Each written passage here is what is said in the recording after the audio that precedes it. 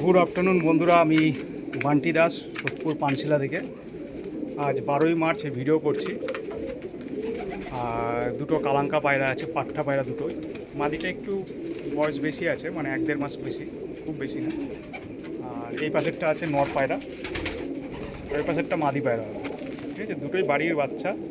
আমার পুরনো লাইনে পায়রা অভিজিৎ ভাই এর আগেও অনেক পায়রা নিয়েছে, তার পায়রার প্যাটার্ন ভালো লেগেছে, আবার নিচ্ছে অভিজিৎ ভাই। আর পায়রা দেখুন, দুটোই পাট্টা পায়রা আছে, সেই পুরানো নাসলের পায়রা।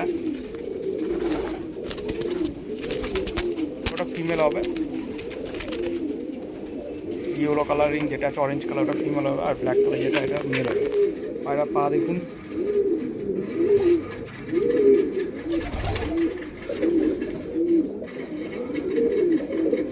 পুরানো নাসলের পায়রা আমার বাড়ি, ঠিক আছে। মেল পায়রা, ফিমেল পায়রাও দেখাচ্ছি।